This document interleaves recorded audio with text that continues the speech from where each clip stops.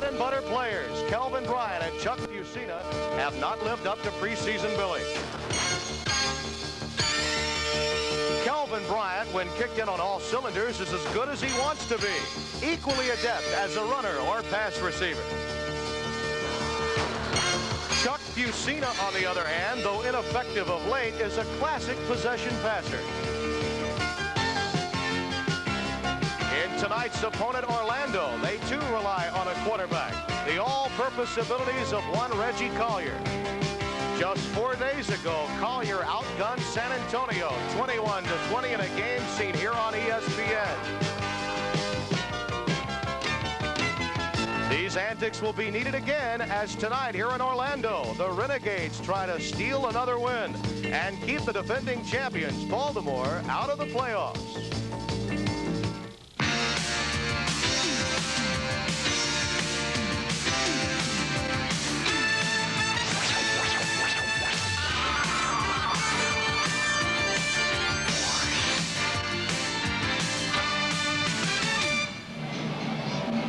You're looking live at the Orlando Stadium here in Orlando, and these Floridians are looking forward to a winning streak continuing as they're Renegade at first.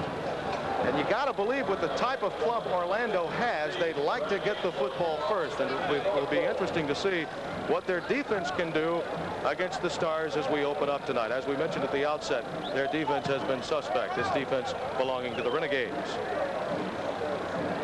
Also tonight in this game, we will see special teams come to the fore. And I think that when you start talking about the best that these clubs have to offer, Billy, you do have to bring in special teams. Well, you know, to be a championship caliber team, Tim, you've got to have great special teams because they can win or lose at least 3 games per year. But Philadelphia, this year, they've been allowed to stay in games because of their special teams.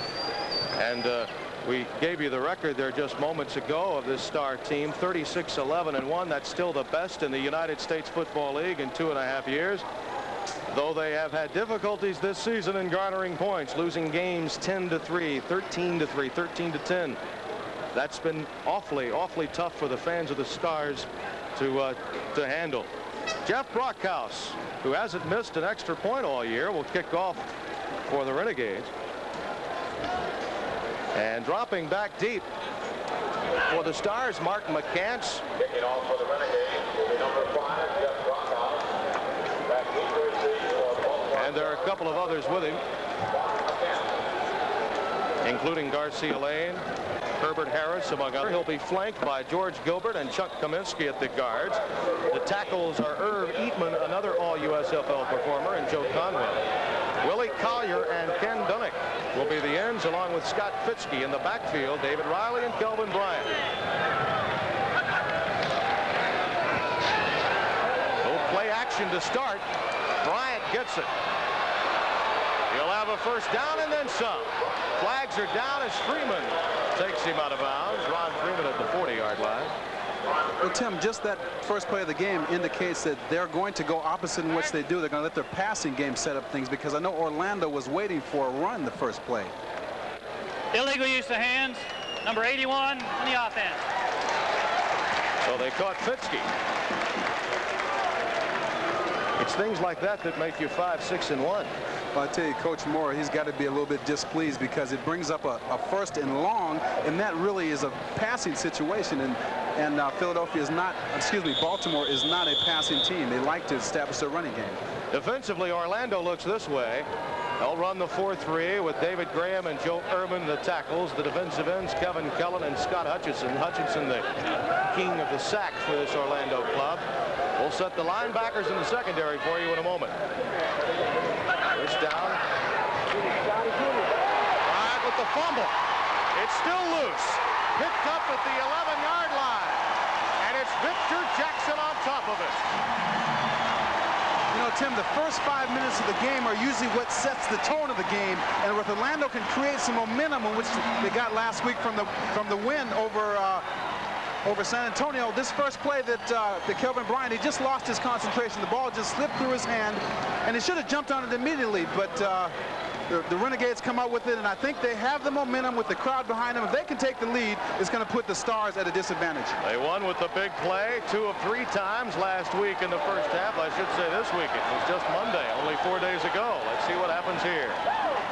Ball is marked at the 11-yard line out of the shotgun. Bledsoe, the intended receiver, there to provide coverage, George Jamison. And we have markers down. Tim, I like the Renegades' attitude. They come out passing, and they want to put some points on the board early. If they can do that, they can put the Stars at a disadvantage. 12 men on the field on the defense. So far, the Stars have been falling in Florida. Jim Mora looking on, and he can't be too happy with what he's seen to this juncture. Offensively, Orlando has Jerry Durger at center, Ed Fulton and Tom Dornbrook are the guards, Ed Moransky and Joel Patton are the tackles, Bob Nozolik the tight end, Joey Walters and Jackie Flowers are the wide receivers, Collier with Leon Perry and Curtis Bledsoe in the backfield. Touchdown! Jackie Flowers! Tim, Reggie Collier put that ball on the money. Jackie Flowers made a great reception. He really reached out with both hands and pulled the ball in with his hands. That is the way to start a football game. As you watch on the replay, Reggie Collier just rolls out and he has the option to run or pass. At the beginning, I thought he was going to run, but he saw the guy open in the end zone, put the ball perfectly where it's supposed to be, and that's 6 points for Orlando. That's the way to start a ball game, Tim. Flowers has not been up and down this year. He did have a touchdown the other night. And he has another big one here. That last one on Monday was a 45-yarder. Brockhouse with the extra point. He hasn't missed one all year, and he's true to form. The Floridians are happy here in the Sunshine State as the sun goes down. Their team moves up and lead by 7. Have the turnover ratio in your favor. So Brockhouse again will kick off. Alan Harvin along with R.L. Harris are back with Mark McCants awaiting the kick. But you know, Tim, as I was stating before, the first 5 minutes of a contest is very essential because you've got to set the tone of the game, as I mentioned earlier. And I think Orlando came out with a physical attitude and created their own mistakes. And as a good team always does, you've got to capitalize on a turnover. So that's why it's 7-0 right now. The wind had gusted up, so they're having to hold the ball for Brockhouse to boot it. McCants has it a yard deep in his end zone. Nailed at the 20-yard line by Elbert Gray. So Fusina trots onto the field again, hoping to get off the play without a penalty. Last week, 10 of 25, under 100 yards. His worst game as a pro, 3 interceptions. In fact, this club only garnered 196 yards against the Generals in a game they needed badly. It got away. They need this one even worse. Setbacks are split behind Fusina. Riley gets it, and he is hammered to the ground. Bernard West made the stop. Harold Randolph, I beg your pardon. Randolph inserted as a starter, and you're high on this guy. I really like him because he reminds me a little bit of Ted Hendricks of the Raiders because he's got long arms, and he's able to ward off blockers with those long arms. He's been out a little while with injuries, and now that he's back, I think he's going to make an impact in this ball game, Tim. Second down, 12 yards to go. We'll set the linebackers in secondary for you in a moment. A turnover had resulted prior to our giving an opportunity to tell you about the Orlando defense. They lead it 7-0. Plenty of time for Fusina, and he had Collier, and Collier dropped it as he hit the dirt. Willie Collier lost it. Elbert Gray in hot pursuit defensively, but Collier had his hand on it. But, you know, he had plenty of time to throw, and I was kind of shocked that Fusina threw the ball with no pain in his arm. As a matter of fact, the receiver really should have had the ball because he had both hands on the ball. The defensive man was not really a factor. And really, Fusina, I thought he was going to be a factor as far as his arm not being able to release the ball as hard, but he looked good on that one. But right now, this is 3rd and long. That's a bad situation for the Stars. Ron Freeman, Kelvin Atkins, Harold Randolph are the linebackers. Jeff George, Elbert Gray the corners. Victor Jackson and Lupe Sanchez are the safeties. 3rd and long, and he goes long, and it's incomplete. Victor Harrison had a couple of steps on Mike Guess in the nickel defense. And Fusina had plenty of stuff on that long pass. I tell you, I'm really shocked because during the week of practice, I really felt that Fusina's arm was a factor. But right there, he showed that people are going to have to deal with his passing today. Sean Lendeno will putt it away. Victor Jackson back deep. Jackson taking the punt. The Orlando Renegades, already with a 7-point lead, will come back between the Jacksonville Bulls and the Houston Gamblers. That's Monday, May 20th, 8 p.m. Eastern, 5 p.m. on the Pacific Coast, and this could be one that goes from the 1-yard line to the post as the Gamblers take on the Bulls. From the 50, Collier loads up his gun and finds Walder. As we were talking about, Tim, in the beginning of the game, Reggie Collier is showing levels of improvement from week to week. He stood in the pocket very strong and delivered a really nice bullet, and that's exactly what they're going to have to do to win this game. Mike Lush made the stop. You know, Tim, the Stars have always been a hard team to run on, and I guess Orlando feels that way because they have not, as of yet, run the ball. Collier, as you see there, had the ability to get free, make some yardage on his own. He'll freelance back there from time to time. He has a 1st and 10 at the Stars' 25-yard line. The out pattern is complete to the tight end, Don Eccles. Lush again makes the stop, and markers go down. Tim, what I like about that play is that as I saw a blitz coming, and Reggie read the blitz very well, and you can see him coming as of age of a quarterback because he read it very quickly and delivered it quickly. Face mask penalty. Finds Walters again. Well, he finally got possession of it, but when he did, he was out of bounds, they say. Garcia Lane was covering. Once again, the Stars came with the blitz. Usually when a team is in the plus territory, that's when they usually blitz. Reggie read it very well again, delivered a nice pass. As you see on the end of this play, the ball really should have been caught, but I think he bobbled it with a great effort, and then he was out of bounds on the reception. It was a nice effort by Joey Walters, who is nursing a bad ankle. 10 minutes and 43 seconds are left in the first quarter. 7-0 Orlando. And it's 2nd and 10. Collier rolling. And rolling. And looking. And it's incomplete. He was going for Bledsoe. Bill Hardy there to provide the coverage. Hardy pressed into duty with the injury to Antonio Gibson out of Cincinnati. The Stars are bunged up on both sides of the line of scrimmage. As a matter of fact, Bill Hardy took Antonio Gibson's place, and he's a newcomer in the lineup. But he made a great play on that one to show you the depth that the Stars do have. Interesting call coming up here on 3rd and 10. He's got to be careful here, Tim, because he at least has a field goal, so he cannot risk an interception. Jerry Parrish is in motion there. Walters, same pattern, and it's complete. It's a little short of the first down. It's going to be close, though. You watch Walters. He really just does a quick out, really short out pattern. And the ball is delivered just as he turns around. The timing pattern was very good. He may have the first down depending on the marking. Great catch by Joey Walters, a great competitor. One of the all-time leading receivers in the USFL. Now, you know Lee Corso like I know Lee Corso, and if he doesn't have the first down, he's got to go for it. He's got to go for it. But see, you're in scoring territory, and you've got to either come away with at least 3 points, Tim. Oh, so we may have a differing opinion here then, perhaps. Well, I'd take the 3 points if I could, but it looks like it could. No, it's short. What would you do, Tim? I would take the 3 points. I'd listen to you. Corso's got to go. Well, I guess if you were 3 and 9, maybe you'd go for it too. Then. Yeah, I think so. Yeah, but I would take the points. I'm not arguing with him as a coach.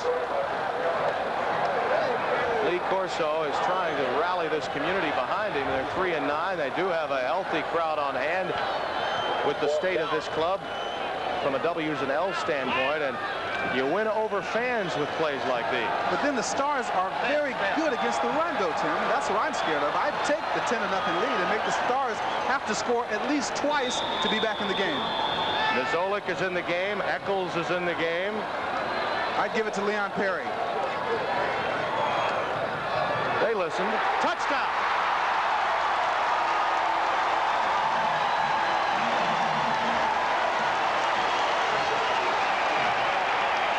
but you were going to take the 3, right? Well, I would play the percentages, but then if you're going to do it, give it to a guy named Leon Perry. There he is right there. He's as big as an offensive lineman. He weighs about 250. If you watch it, the offensive line just literally blows him out, and all he does is run over. He ran right over Tom Dornbuck and Ed Moransky, and he didn't even get touched in the end zone.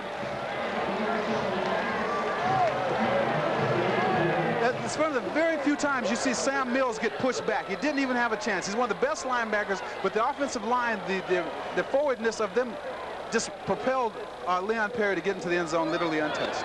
Great job of the offensive line.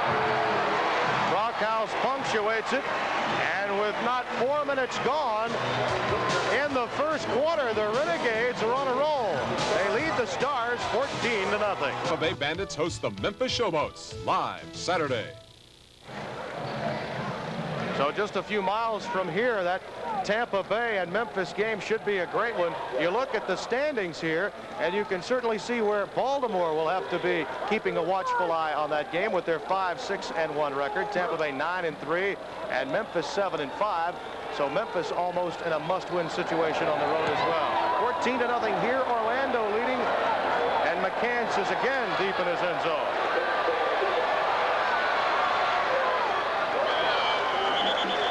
Spilled at about the 23-yard line. And Chuck Fusina looks on, getting some words of encouragement. Jeff Gabrielson made the stop for the Orlando Renegades. Tim, now is when Baltimore has got to show that they are a championship caliber team. They've got to come back and retaliate right now. This is what Orlando wanted. This is just the scenario Lee Corso had orchestrated. He wanted to get an early lead, and he has it. Kelvin Bryant has about 4.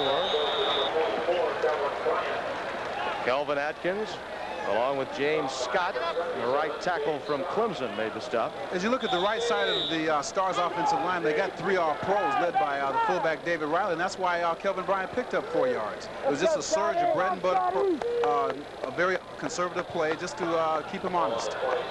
Second down, 6 yards to go. That's Ken Dunnick in motion, and Bryant follows it. Calvin Pillen made the stop in his 4th year out of Minnesota. And we have markers down. Tim, you've got to admire Baltimore for not really getting too scared early, because they could have easily started putting it up right away, but they elected to stay with their bread and butter and run the ball. Holding, number 50 on the offense. Personal foul, number 21 on the defense. Decline, second down. There's Bart Oates, the guilty party.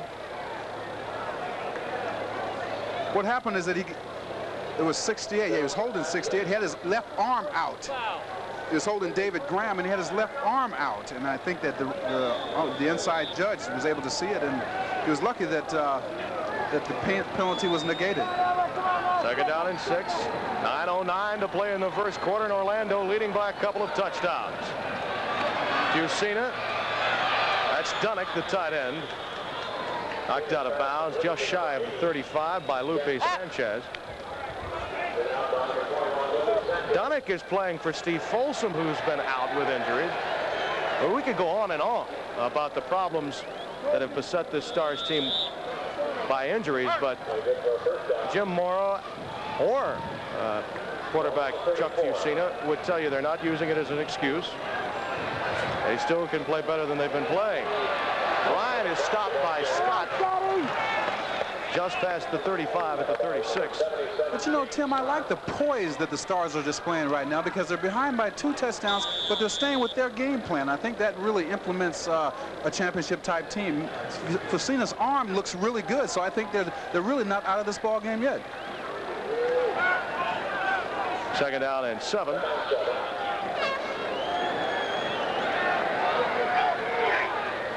Riley and Bryant are the setbacks. Fusina goes to Bryant, and he turned Randolph inside out to get the first down.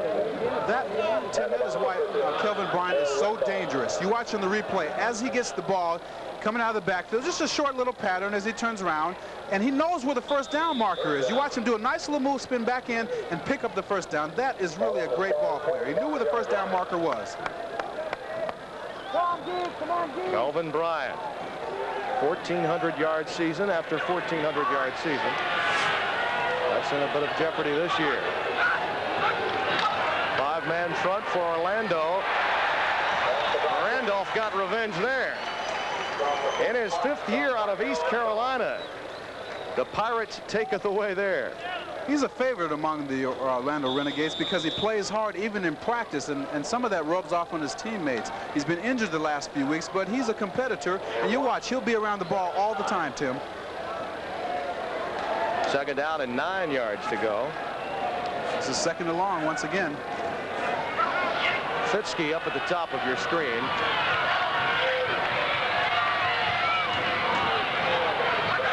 Lupe Sanchez is coming. He went right by Fusina. Though he missed him, it certainly botched the play, didn't it? Fusina did a great job of getting the ball off. Lupe Sanchez really should have had him. They had a 6-man front if you watch it, and Fusina was lucky to be able to get the ball off because he really had him. And that's really the mark of a good quarterback, is just being able to get rid of the ball. David Graham was in on the play and put the pressure on Fusina. Batted the ball to a certain extent. Fell incomplete, and it's 3rd and 9. The ball at the 46. Tim, this is another situation which the Stars are not used to. 3rd and long once again. Fusina's going, and he finds Fitzke, his favorite target out of Penn State in his 8th year, and he has the first down. Victor Jackson made the stop. Here is the typical Star offense at work. Oh, it's really just about a 12-yard pattern. Fitzke really knew where the first down marker is, and Fusina threw it with authority, put the ball right on the money, and Fitzke did a nice job of picking up extra yards after he caught it. 17 yards on the pickup for the first down. The ball at the 37 now of the Renegades. 6:25 to play in the first quarter. We're happy you joined us here on ESPN. Fusina for Fitzke. Intercepted. Victor Jackson got it. Victor Jackson's the safety on the play, and he played the ball just perfect. If you watch Fitzke, he really had the cornerback beat, but the safety does his job and keeps the receiver on the inside. Jeff George knew he had help to the inside. Victor Jackson played the ball perfectly, made a great catch over the shoulder, and the Renegades have their 2nd turnover of the game. So they take over with a 1st and 10 and the ball at their 20-yard line. Jackson, who says he'd play for love and not money, and Lee Corso loves that. Chuck Fusina once again victimized in a passing situation on a 3rd and long. 14-0 Orlando. Collier for Walters long. But Tim, the good thing about this play, even though the fans are mad because they thought it might have been a little bit of pass interference, but it stretches the defense. It means that it allows the defense to have to play the whole field, and that means that the offense can throw in front of the defensive guys because they have stretched them on the long play. Even though they didn't complete it, they stretched the defense. They made the defense have to play the whole field. As you watch the end of the play, it's not pass interference because the defensive guy had the inside and the ball was clearly not catchable. 2nd down and 10 with the ball at the 20. Bledsoe lost it, and it was nearly picked off by Garcia Lane, and had he come up with it a half step or so, and it would have been 6 for Baltimore. Tim, the Renegades have yet to run the ball, and I think that is definitely their game plan, is to throw the ball, but they're going to have to do something pretty soon because they got to keep the clock going because they got a lead. I can't recall a running play with the exception of Leon Perry when you called it, Coach. That's right. On the touchdown, there was one running play. It was a 4th down situation also. Jackie Flowers down at the bottom of your screen. Jeff Smith is also in the game in a slot. On 3rd and 10. Smith, the intended receiver, Bill Hardy, was there. And it's a punt formation now for the best punter in the United States Football League, at least to this point. And it will be the first time the Stars should come up with good field position. There you see the numbers on Greg Cater. 39 is his net average on the year, which is incredible. Back deep, Garcia Lane, averaging 10 yards per punt return. And he is dangerous, Tim. If he gets a little bit of room, he can make something happen. Cater on the move. He got some pressure, and he's got the first down and then some. Knocked out of bounds finally at the 45, and you have to wonder if that was designed or if, in fact, Cater had the open door. He had the green light if he saw the defense go back. That really is a mental error on the defense. It looked like maybe he had a little bit of a high snap or something.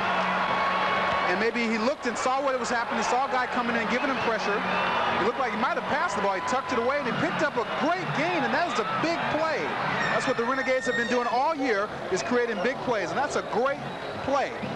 Gives the ball back and allows them to keep the ball some more. There's Cater, a prolific punter and now runner. They'll be teasing him about that one for some time. James Caver was the oncoming star that was playing hide and seek with Cater, and he lost that battle. 1st and 10. Bledsoe with his first carry of the evening. Couple of yards. George Cooper, the right outside linebacker, making the stop. Setting this Star defense, William Fuller and Don Fielder are the ends. 3-man line. There you see Bledsoe's numbers. Buddy Moore is the nose tackle, playing for Pete Kugler, who was lost last week against the Generals. The linebackers, George Jameson, Mike Johnson, Sam Mills, and George Cooper. Garcia Lane and Jonathan Sutton are the corners. Tim, that is exactly why Reggie Collier is dangerous, because he has great speed, great moves in the open field, and that is why you must contain Collier. Jonathan Sutton made the stop. If you watch him, Tim, he steps up in the pocket really nice, and he sees that he has a nice area to go, so he just tucks it away, and he has great speed. He should tuck that ball away, though. But he goes down really good, like a quarterback should, and does his nice little hook slide. Just last week, only 1 yard, but he more than made up for that in the air with 2 bombs and a consistent drive that led to a touchdown run at the end of the first half, and that was really all Orlando needed to win that game. Bledsoe following Perry, and it's botched up. Mills, Garcia Lane, Don Fielder, the right defensive end. Felder out of Kentucky. Jim Morrow with hands folded, and you have to wonder what else can go wrong when you're in that position. Tim, he's got to be concerned now, because his football team must win this game if they're going to get back in the playoffs. Well, he expressed a great deal of concern to you and I when we talked with him yesterday, and you could tell that he really didn't have a lock on what to expect with his team, and that's the worst position any head coach can be in. I think that's the first time in a couple years where he did not know how his team was going to play today. 2nd down and 9. The ball at the 41 of Baltimore. Reverse. Parrish. He got something out of a play that for a moment looked like it would go plenty, and then looked for another moment like it would go nowhere. Hardy knocked him out of bounds. But you know, Tim, Orlando is not holding back. They're coming out with everything they have, and they came out passing. They come back with a reverse. There really wasn't much there, but Parrish showed a little bit of running ability and picking up the few yards he did get. He's a great open field runner, has great vision, and still he picks up as many as he could. Nice gain, really, because there was nothing there, Tim.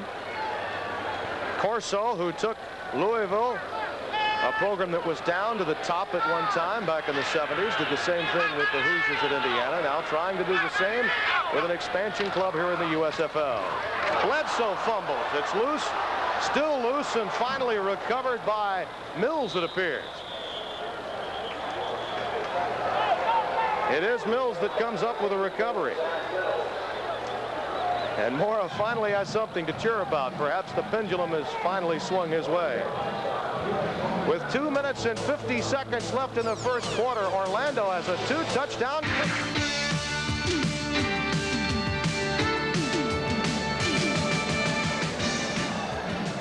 14-0, Orlando leads Baltimore. Riley dropped it. Probably a good idea when you consider that Graham was there, Freeman was there, and a horde of other guys in blue shirts. 2nd and 10 coming up. But see, Tim, a positive note to that is that the Stars really have come out with a good attitude. That was a great play to start with. They really are down 14-0, and the screenplay is a good play to start with. Adding insult to injury, Willie Collier, we understand, is lost for the remainder of the game. He has ruptured his clavicle. It happened on the 2nd series. 4-man front for Orlando, and Riley goes right through it. Victor Jackson finally made the stop along with Lupe Sanchez. Harold Randolph also in on the action. Sanchez, though, in defense of Orlando's defense, if you will, is one of these guys that can really jam it up and be an extra linebacker. He's very active. He's a hitter.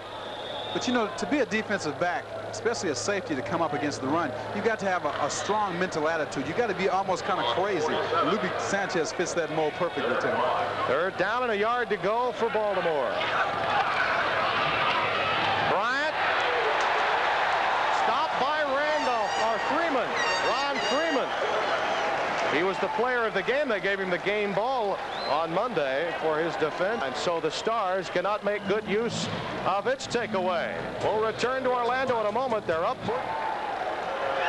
The Floridians are happy right now with the state of affairs. 1st and 10 Orlando at the 17. Bledsoe finally comes up with a hot potato before Mills nails him. Mills out of his Montclair State. How's that for an institution to play football out of? Hey, he's a great open field tackler, too. As a matter of fact, he's one of the toughest guys to get away from. He read the play perfectly and just zeroed in on Bledsoe. Bledsoe seems like he's having trouble catching the ball tonight. If you're a coach at Montclair State, you can recruit just based on what this guy's done as a professional. He can play for anybody. 2nd down and 8 yards to go. Just 30 seconds left in the 1st quarter. There goes Bledsoe. Garcia Lane spilled him, and had he not come up with him, Bledsoe might have been off to one of those long gainers. If you're watching the replay, Curtis Bledsoe, it takes more than one man to bring him down. He can run over 2 or 3 guys. He's got great acceleration. He just really turns it on, and that's what a running back is exactly supposed to do. That was a nice run with great effort by Curtis Bledsoe. We've come to the end of 1 quarter here in Orlando, Florida. Right now, the Renegades have the fans behind them and the Stars behind them as well. They lead 14-0. Believes having fun is the most important business at hand.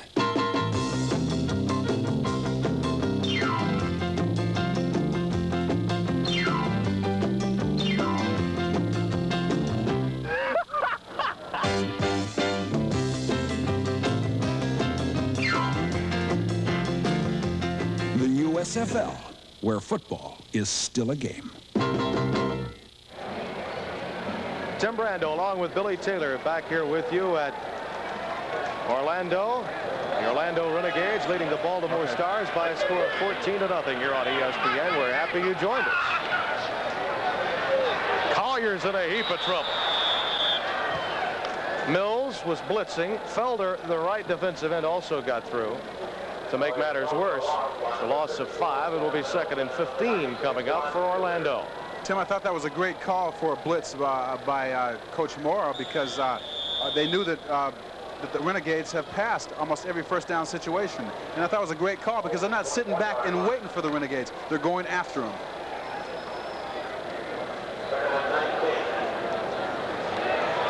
Jackie Flowers coming to the bottom of your screen. That's Joey Walters to the top. Perry and Bledsoe are the setbacks. Bledsoe gets it. Nice block out in front of him. Thrown there by Tom Dornbrook. Garcia Lane finally knocked him out of bounds. As you watch Sam Mills here, he's one of the best linebackers in the league. He takes on the block very, very good, exactly how you're supposed to do, and stretches the play out and makes the play. Nice play. Nice play by Sam Mills. Slows him down a little bit, but he was right there. Sam Mills, in my estimation, could play for anybody. Now, if you're Dornbrook and you throw that kind of a block and you get about 5 yards for him against that caliber of a linebacker, do you feel pretty good? You've got to feel good because it enabled the running back to get around the corner. 3rd down, 11 yards to go with the ball at the 29 for Orlando. Nearly picked off. Bill Hardy out of Virginia Tech in his 9th year. As we mentioned, playing for the injured Antonio Gibson, and it will be 4th down, and for the 2nd time, Greg Cater will be called upon to punt. Remember what happened last time when called upon to punt. Tim, on that last play, if the ball had been a little bit higher, he could have maybe went all the way for a big gain, if not scored. But it was a great play by Bill Hardy. Garcia Lane is back deep, waiting for Cater's punt. All those great years in the National Football League. Sure, a number of you remember him with Buffalo, and he just did the number for Orlando, and Lane is down. That's what it's all about if you're Orlando. Cater does his job, and the Renegades have done their job as nothing against Baltimore. First half, statistically, you'll see that, as we mentioned at the outset of our show, that Baltimore had to get some yardage on the ground. There we show you it hasn't happened. That is their bread and butter, and that's the reason they're behind in this game, because they have not been controlling the line of scrimmage. Certainly turnovers have had something to do with that, but 1 yard rushing is not what you want when you've got a guy like this.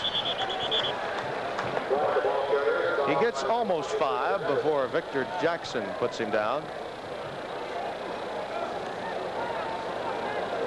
Baltimore has not scored in its last 5 quarters. This offensive team has just had all kinds of problems.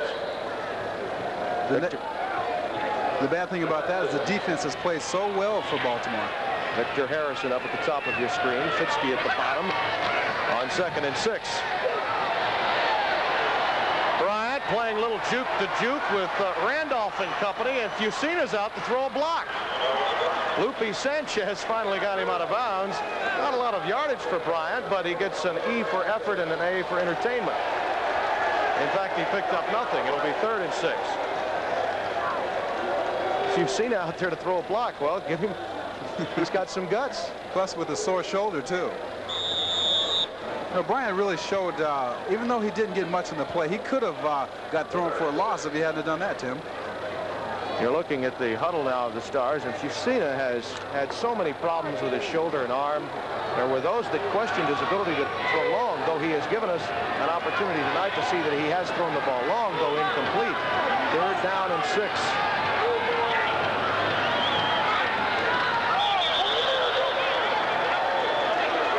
If this goes against Orlando, it's big trouble for the Orlando defense when they go back to the sidelines, though it appears that Baltimore may be the guilty party here. Procedure on the center offense. Bart Oates was barking, and he still is.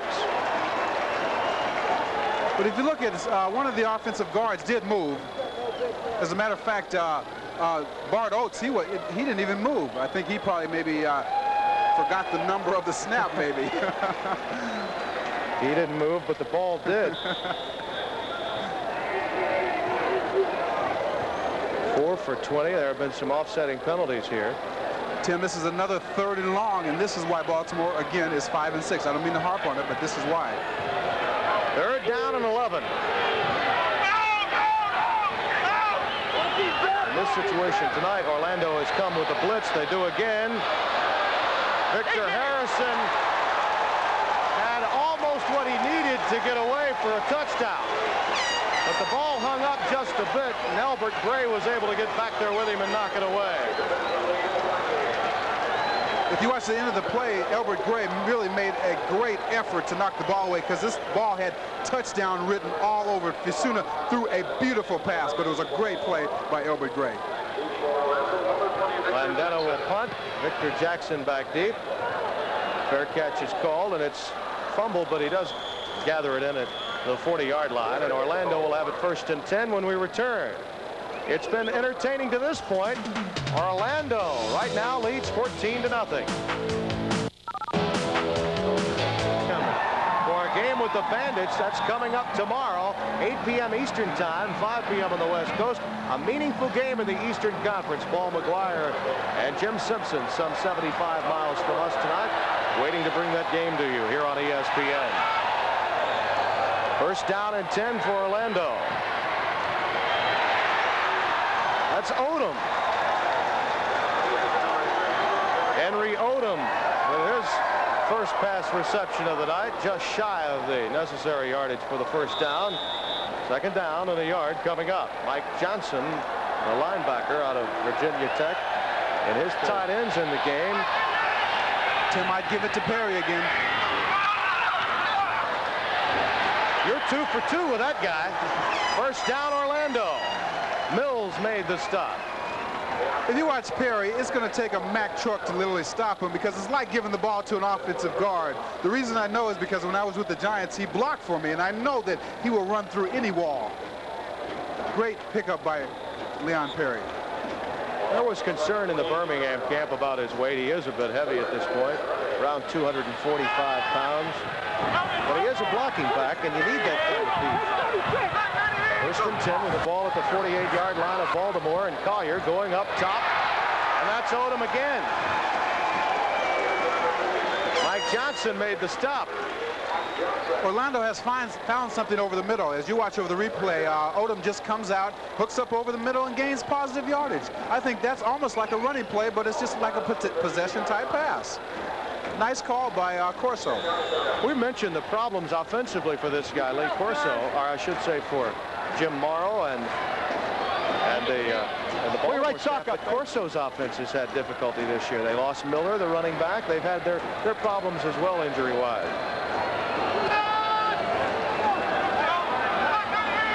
First down and 10.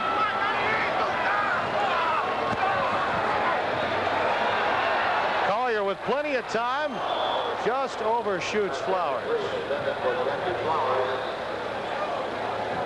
Lush and Sutton were both there defending for Baltimore. But Tim, the offensive line is doing a fine job. They're giving Collier time to throw. As a matter of fact, the receiver Flowers was late coming out of his break. If he had came out of his break maybe at full speed, he would have had a chance at that ball.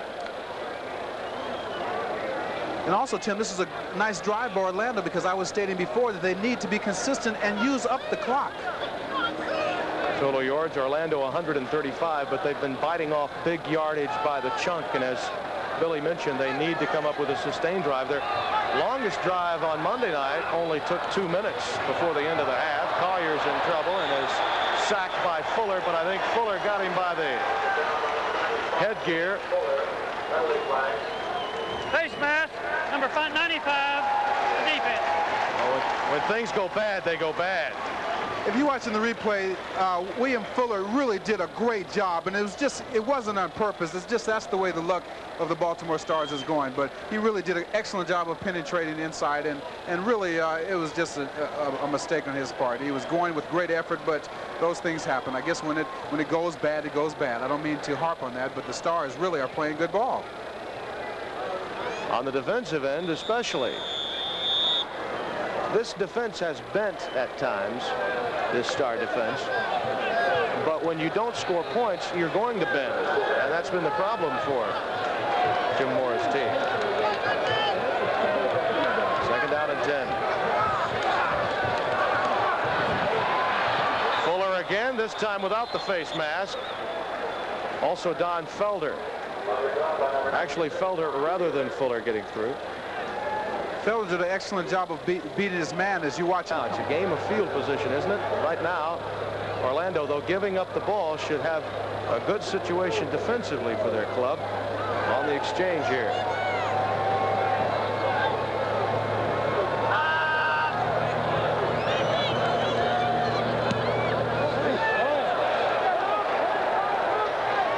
Did he do it again? Almost. The proper thought process anyway for Cater. 8:52 left in the half. Orlando 14, Baltimore out in 10. Fitzke in the slot. Riley gets Freeman and Randolph both were there. Not much of a gain for the Stars. Once again, they'll be faced with third down and long, and Kelvin Bryant's down to make matters worse. They've already lost Willie Collier, their split end that has some deep threat in that offense. This is really not a deep threat offensive team.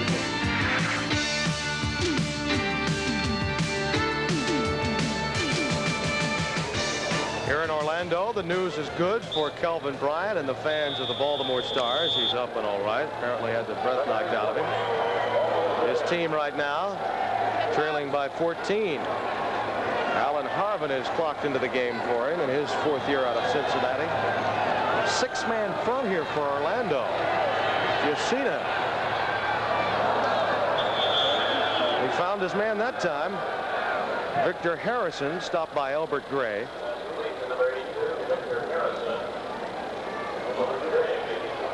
With Bryant out of the game, it's a good time to tell you exactly what he means to this club.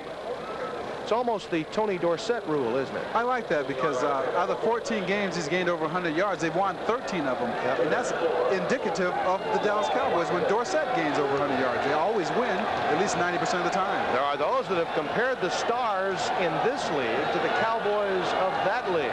They're a class organization up and down. Certainly Carl Peterson, the general manager and president, has been congratulated by many. Chuck Fusina, obviously upset with the defense that he was looking at, called the timeout. Broke, don't fix it. Well, this club made no moves. Other teams in this league did, and perhaps they've been bypassed.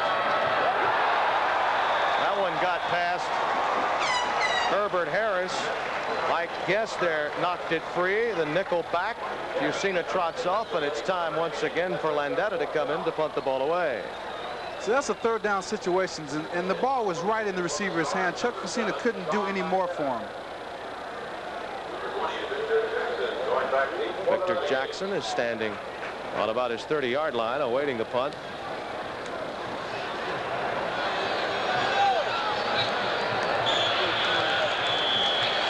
It'll be 1st down and 10 for Orlando at the 36-yard line. Once again, Tim, Orlando has great field position, and this game thus far has been dictated by great field position. Reggie Collier has come up with some big passes again tonight when this club needed them, but they've really been an opportunistic team tonight. They've made good use of the mistakes made by Baltimore. That's the reason why they're up 2 touchdowns. And that's indicative of a team that's on the rise. If you can take advantage of the other team's miscues, you've got a chance to win any game if you can play sound. Joey Walters, they call him the old man, at least Reggie Collier does. Leon Perry gets it. He's carried the ball 3 times tonight, and all of them have been just like that. I'll tell you, it takes 3 or 4 guys to bring this guy down. It's just like giving the ball to an offensive guard and letting him run with it, but he's got a little bit of speed. George Cooper, Mike Johnson making the stop for the Stars. Tim, anytime you pick up 4 yards or more on 1st down, it's a great situation. 2nd down and 6 yards to go for Orlando. Perry gets it again. Bounces off a couple of guys, including Mills.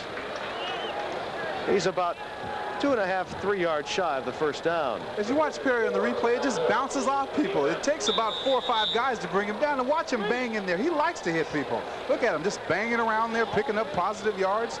Coaches like that kind of football. That's tough football. Perry likes that. Certainly this is what Orlando needed, a finesse club. They got him from Birmingham in a trade back on the 1st of May. This is a team that really needed running backs and blocking backs for guys like Bledsoe, and he has done the job in the 2 weeks he's been here. 3rd down and short, it's fumbled away. And it appears that it's been recovered by Baltimore. Mike Johnson got it. Mike Johnson's been pretty active for the Baltimore defense.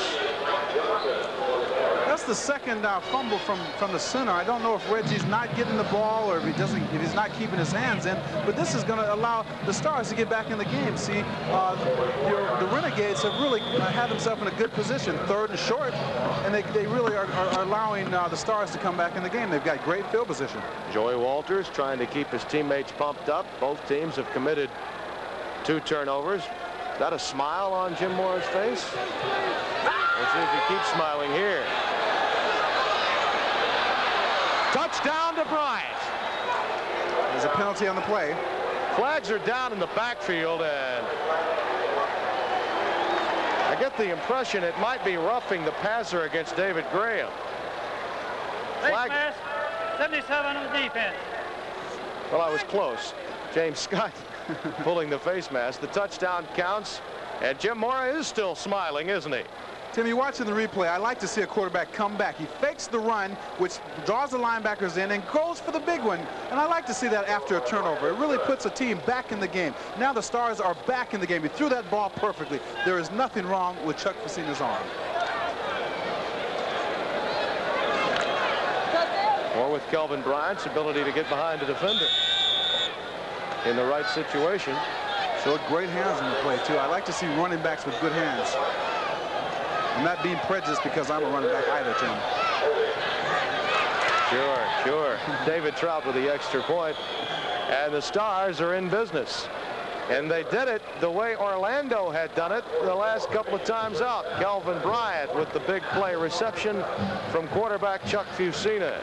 It's a chance to retaliate. They've got to do something now to keep this game in their favor. They've got to retaliate right now. It's almost a replay of the San Antonio game. They had a 14-point lead. The Gunslingers came back, got a touchdown, and then right before the half, they sustained a drive and scored. Let's see what happens here as Parrish is dumped at the 17. Bill Hardy was there to make the stop for the Stars as Collier and company trot on.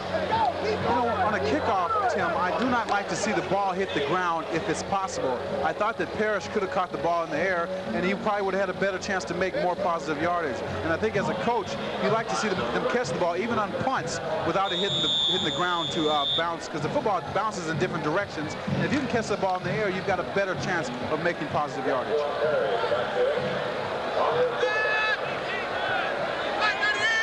First down and 10, Orlando with the ball at the 18.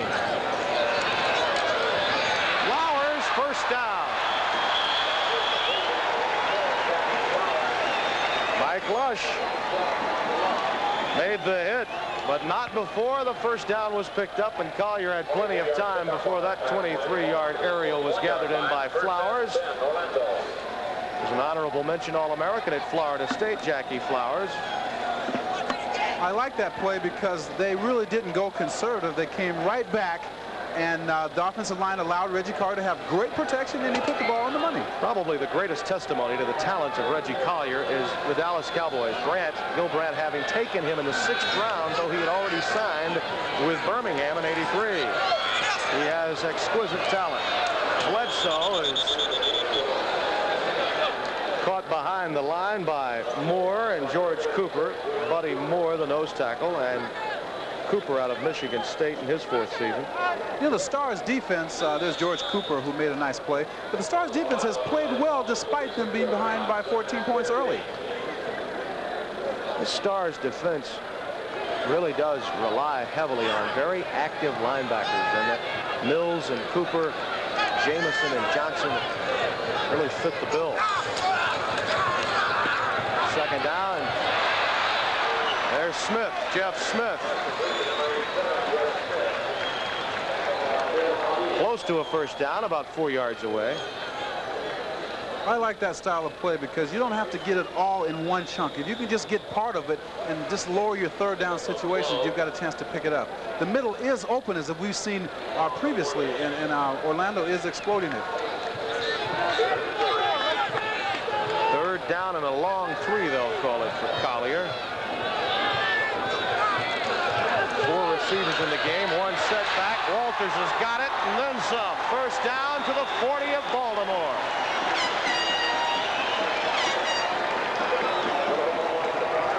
As you watch the pressure that Reggie Collier has, he really does a great job of getting the ball off, of seeing the pressure come from the inside, just really flicks it to the open man and picks up the first down. Excellent play by Reggie Collier and Joey Walters. Nice run by Joey. Joey's the old man of the club, and he's one of the nicest guys on the team. I really love the guy. Walters, in fact, has about 80 kids from a foster home as his guests at this game, and he does that sporadically throughout the year. Truly the man of the Renegades, the man of the USFL here in Orlando is Joey Walters. Collier to Flowers, first down, and he threw it through at least 2 defenders that had an opportunity to come up with it. R.L. Harris, Mike Lush and company.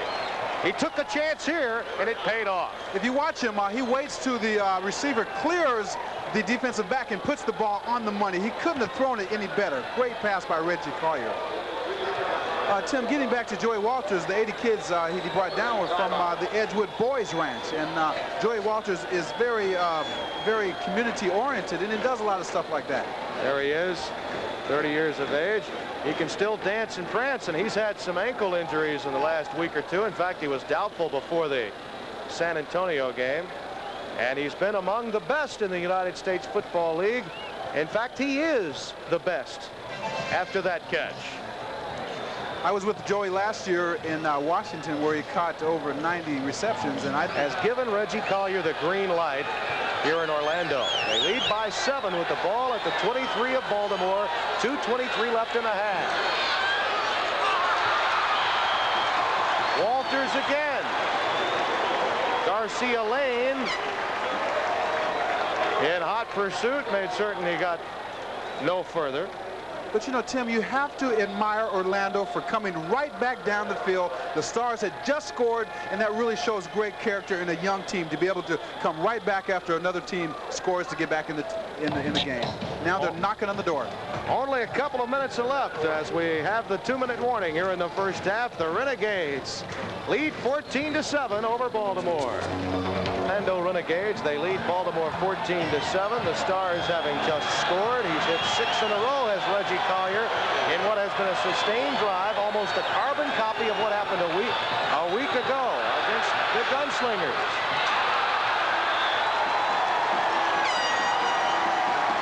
That's the tight end, Bob Nizolik. RD made the stop. 5th-year player out of Colorado was there, and they're inside the 5 now. Nizolik just come out and just ran a little out pattern, tried to follow Reggie Collier. Reggie did a great job of waiting until the receiver got open, put the ball on the money, and Nizolik made a great fine catch, and they're in scoring position. As you watch the secondary, they're dropping deep, and when your secondary drops deep, you've got to throw underneath. As you watch Nizolik find an open spot, and Reggie Collier is hot. He has hit 7 in a row. Give it to Perry right here. That's what I do, Tim. They do, and he's to about the 2. Mike Johnson made the stop. Well, the Stars had had enough of that. And they were ready for Leon Perry that time. Ball is on the 2-yard line. 2nd down and goal. Nizolik is in the game. Don Eccles is in the game as well. Twin tight end look coming up. I was thinking they were going to give it to Perry again. They could, but if I was Collier, I'd roll out. But I guess if you got Perry in there, a big fullback, give it to him again. There you go.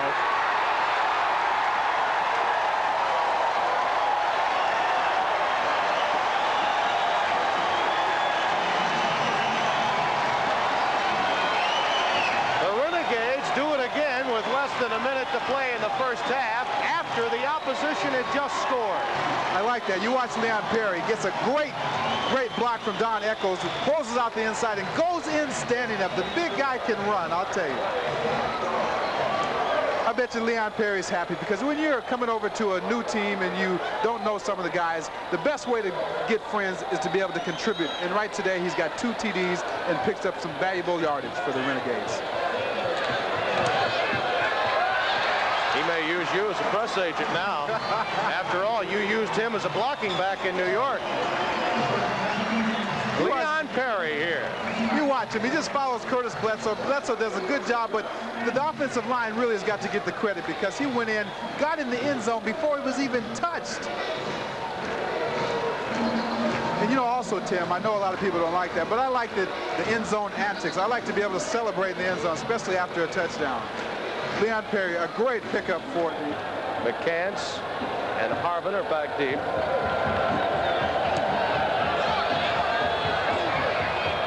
Comes down to McCants.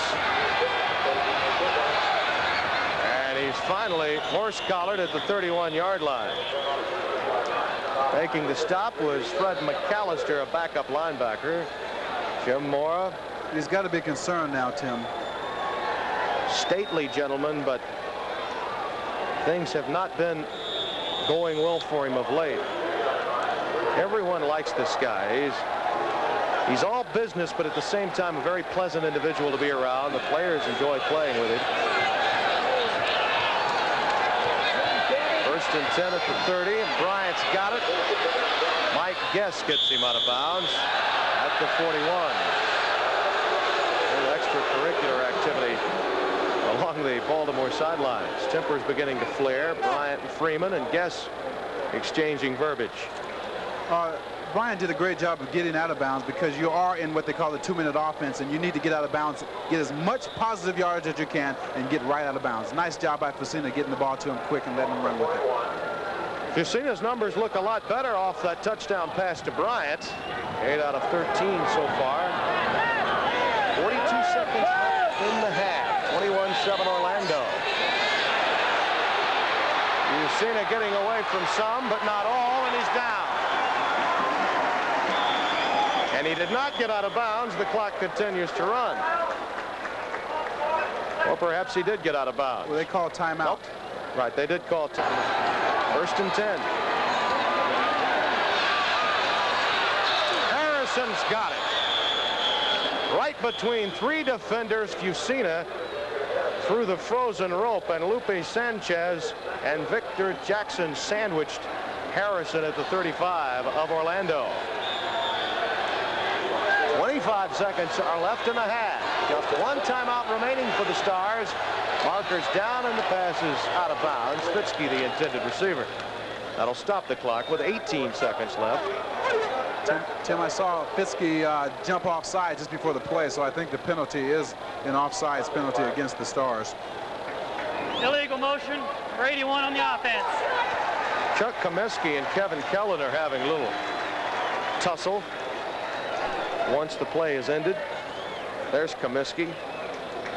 He's a big one, too, I'll tell you. He weighs about 295 now is what they list him, about 290, but I think he's about 300. They say that anybody who ever admits to 290 has got to be 300. The whole right side of that line, Comiskey, Eatman goes at 275 plus. They are a load. The right side of that Star offensive line.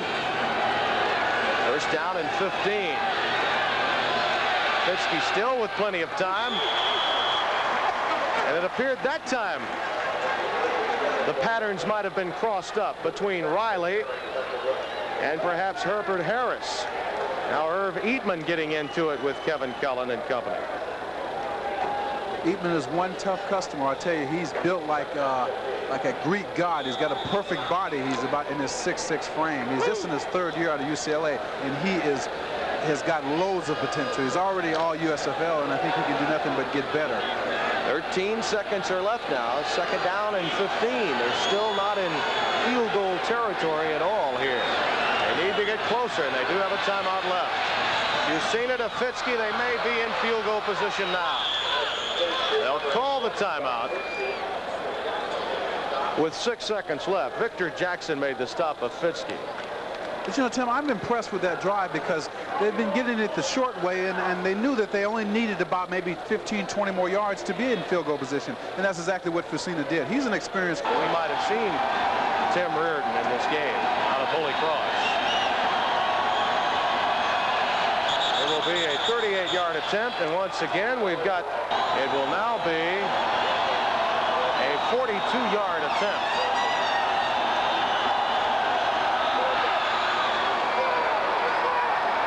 Got it.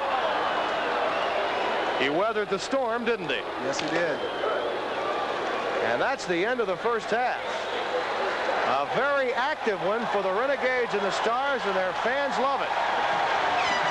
Tom Mees will have more on the USFL coming up at halftime.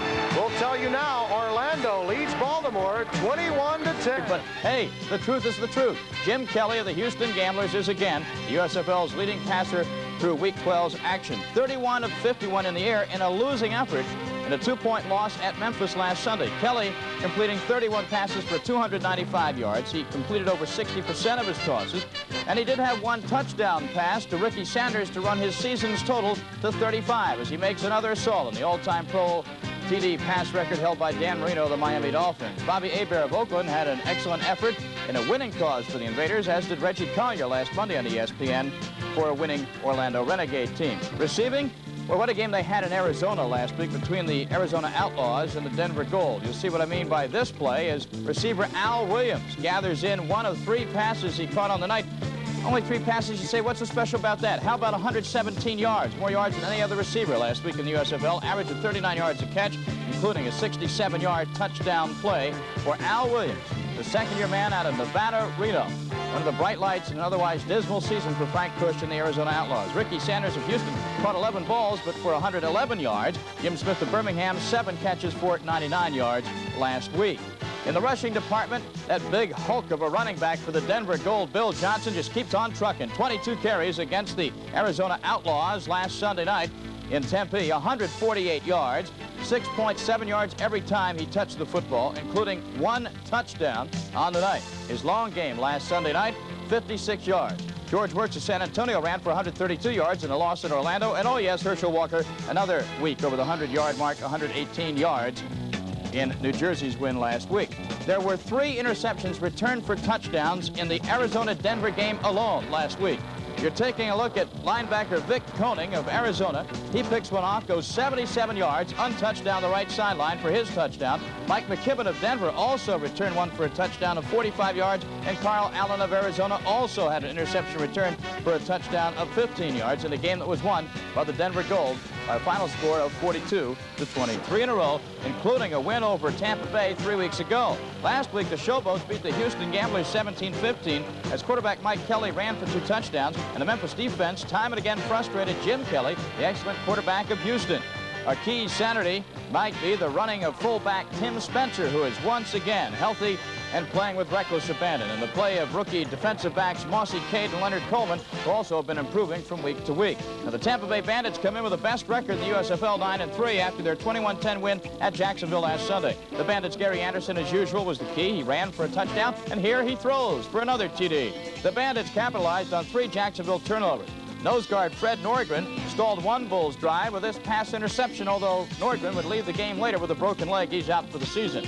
Later, a mishandled snap from center was recovered by the Bandits at the Jacksonville 18. 2 plays later, the Bandits had another touchdown. That's the Tampa Bay Bandits hosting the Memphis Showboats in a rematch in an Eastern Conference showdown live Saturday night, 8 Eastern, 5 Pacific time from Tampa Stadium in Tampa, Florida. Then Monday night on ESPN, the Jacksonville Bulls meet the Houston Gamblers at the Astrodome. The Bulls are coming off a 21-10 loss to Tampa Bay, but still hold out hope of a playoff spot. Jacksonville was its own worst enemy last Sunday, turning the ball over 3 times. Mike Rozier did have a good day, though, running for 73 yards, vaulting him over the 1,000-yard mark for the season. Quarterback Ed Luther gave way to Brian Sipe in the 3rd quarter, and Sipe will start Monday night. Last week was Sipe's first appearance since the first game of the season, but it didn't help then. Maybe it will help Monday. We'll have to wait and see. As for the Houston Gamblers, well, they were bumped out of first place Sunday in Memphis by a 17-15 loss. Jim Kelly did have a tough day, although he ended up as the week's top-rated quarterback. When he wasn't being sacked, Kelly was turning the ball over. But he did have 1 TD pass to Ricky Sanders here. His season total now 35. And Tony Fritsch added 3 field goals for Houston against a tough Memphis defense.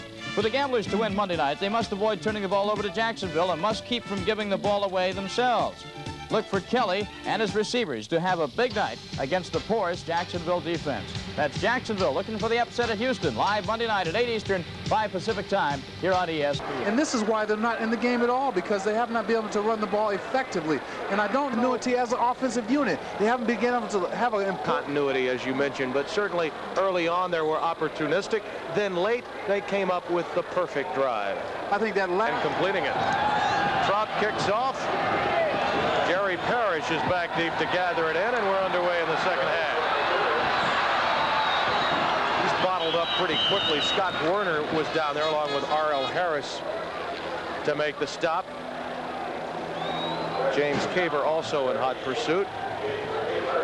Collier completed 7 passes in a row on that drive. You know, I don't mean to harp on it, Tim, but Reggie really is a different Reggie than which I played with the Federals last year, because if the first guy was not there, he used to tuck in and run, but now he's staying in the pocket, and I really have to give him credit for trying to improve as a quarterback. 4 receivers being utilized now. Walters in the slot, and the pass over the middle intercepted by Mills for the touchdown. Tim, we spoke too soon. Just like that, Collier, who has been victimized by taking chances from time to time, and Mills does the job, and he was simply in the right spot for that play. He looked as if he threw off the wrong foot. I don't know if that, yes he did. He threw off the wrong foot. He did not read the middle linebacker. As a matter of fact, Sam Mills, if you watch Mills, he reads the quarterback's eyes. Watch him, he's looking right at the quarterback. And he just read the play, broke on the play, showed why he is an all-USFL linebacker.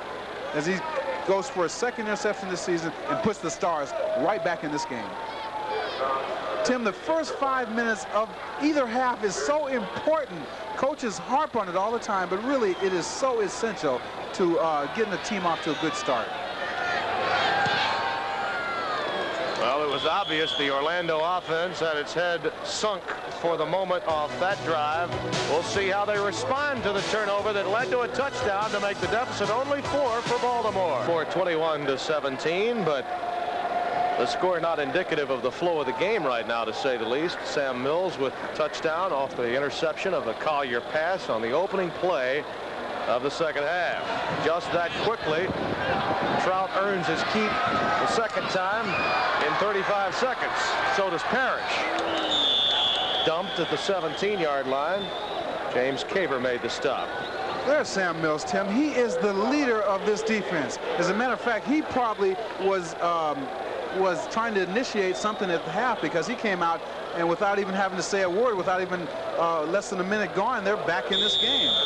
There were those that felt he was just too small to play professional football. Well, he has ended that theory, hasn't he? In terms of stature at that position. Well, because he's short, he might be a disadvantage to some people, but I guarantee you, if I was starting a team as a general manager, I would start with a guy like Sam Mills. He's tough, he's a leader, he comes to play every game.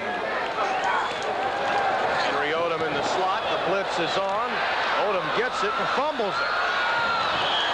Baltimore may have it here. They do. Buddy Moore, William Fuller were there. Fuller got the recovery. You know, Reggie did his part. He put the ball in the money, but the receiver did not put the ball in the way. And it was a nice hit by the defender, because he just came through the guy from behind. The ball was coughed up by Odom. That play has been successful a couple of times. And Bill Hardy did a great job. You see, Mills is right there, too, puts a good hit on him. He's the one that caused the fumble. I tell you, that's Sam Mills. I'd love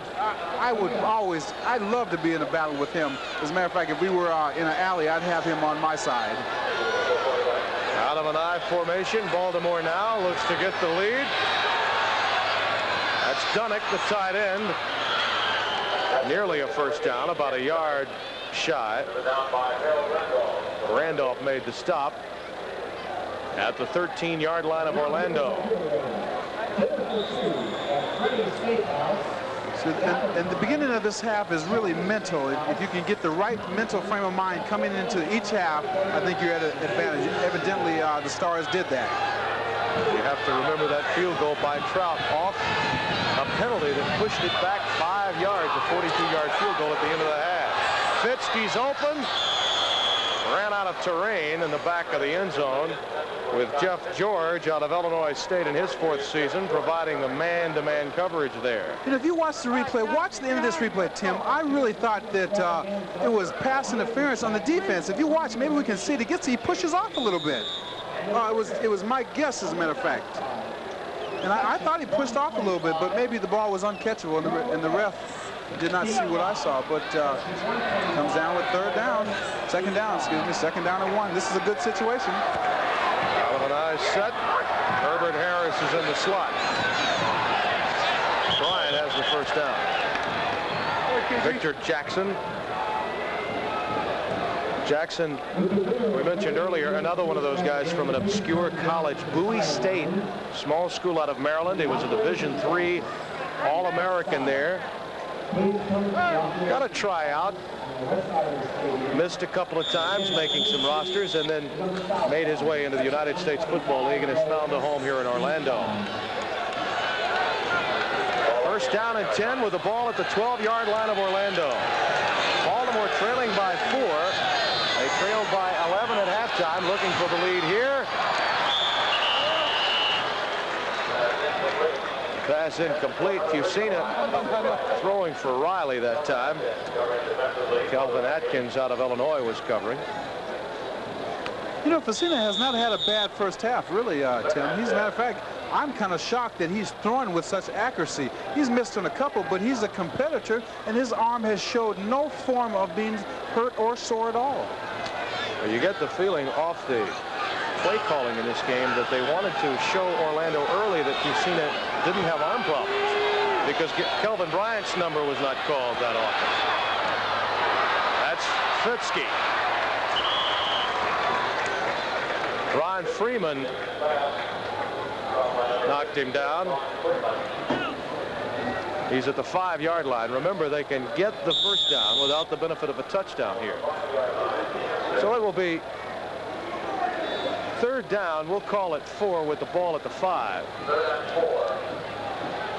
Lee Corso anxiously awaiting the end result of this play. This is a very important play, Tim. This is a big 3rd down situation for the Stars. An old axiom, but certainly it applies even with 12 minutes plus left here in the 3rd quarter. Bryant has plenty of room, and it's like taking candy from a baby. Tim, can you believe the Stars have come back in less than 5 minutes and taken the lead in this game? This is incredible. They went right behind Irv Eatman, the all-USFL tackle here. If you watch the play, he stays with his blocking very good, turns up inside the block of Irv Eatman, and really jogs in for a touchdown. If you watch the isolation, he just stays with his blocking, reads the play really good, turns inside, and really there's no one there to even contest him. I could make a touchdown running like that, Tim. You could also, in fact. I don't know about that. Just that quickly, though, the Stars have taken command of this game. It is a mental game, isn't it? Yes, it is. And it's also a physical game. And through the physical efforts of number 54, Sam Mills, the Baltimore team has taken its Stars in the stratosphere here in Florida. Possibly here in the first 3 or 4 minutes of the second half. Parrish again. Flying Walinda act to the 18. Caver again down there. Tim, the graphic we just showed about Orlando being outscored in the 3rd quarter, that is really something that has belabored their team all year long, as a matter of fact, because they come out and many times they were ahead of, I think, Denver 17-0, and Denver came back and beat them. And so they've got to do something about that. It's either a mental lapse or a lack of, or the youth has got to have something to do with it. Now they've got to do something. They really have to do something right now. They got the breaks at the outset of the game. It's evened out, I guess, if you're a Baltimore fan. They've had the breaks here in the second half, the Stars have. Collier in trouble, looking for a block from Flowers. He gets it. He found a seam. Lush finally cut it off, but had not Lush come up with the tackle, it would have been a touchdown and a long one for that guy. If Reggie Collier saw an opening, he looked his first receiver off, he came back to look for a second receiver, he felt the pressure, he saw an opening, and he got a good block right there from Leon Perry, and just kind of directing traffic there, showed his great speed, and almost broke this one. If he had got a step, Tim, he would have gone all the way because he has great speed. Well, he wanted a better shield from Flowers than he got. 1st and 10 at the 45. Setbacks are split behind Collier. Makes up for it with the first down reception. That's what I'm paid for, says Jackie, though they mark him perhaps a half-yard shy, and it will be 2nd down and short coming up. Tim, you've got to be impressed a little bit with Collier. Even though he's made a few mistakes, he has shown poise and come back each time he has made a mistake. And I think that's got to make him improve as a quarterback as time goes by. Well, that comes from the top, doesn't it? That comes from Corso giving him the green light and saying, go out there and do a better job next time. Some might call this a throwaway down, but Orlando has not had a great running game this year. Richard Crump in the game. Stopped by George Cooper. It is a first down for Orlando. They mark the ball at the Baltimore 42-yard line. But you know, Tim, when a team is behind and they manage to get something on the board before the end of a half, it can be a momentum factor going into the second half, and this is what has happened.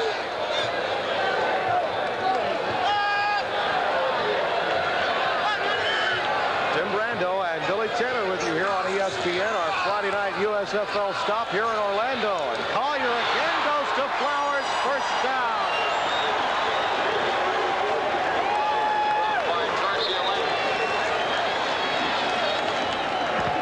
Tim, the impressive thing about that pass is that Reggie came off his first receiver and went to the second receiver.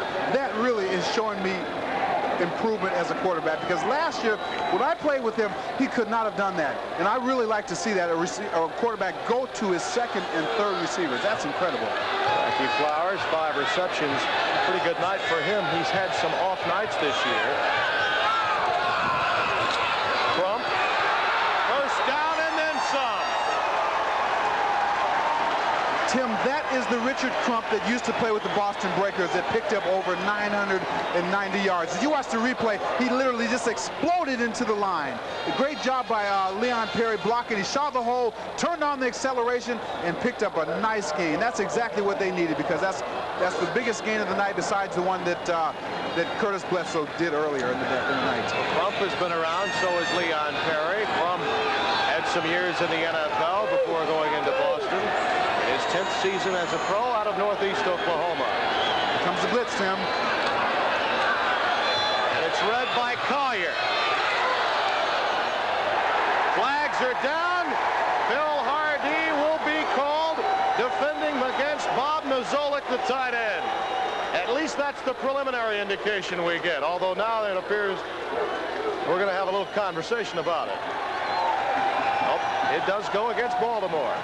But Tim, I felt that was, as you watch the replay, I felt that he did maybe get tangled with the receiver's legs. If you watch, maybe we can see it right. Yes, he was. He's right there. Number 89, Bob Nozolik, really was entangled, and maybe that little bit of entanglement with his legs was enough to prevent him from catching the ball. I thought it was a good call by the official. Well, the great debate was on between Hardy out of VPI and the officials, but it didn't work out.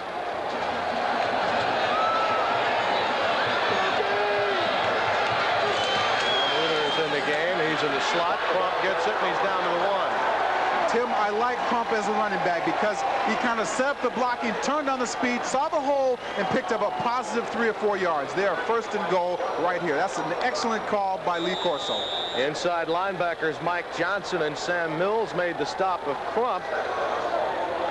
We haven't seen a lot of running back shuffles by this Orlando team this year, though we've seen it tonight with both Crump and Odom used in the pass patterns.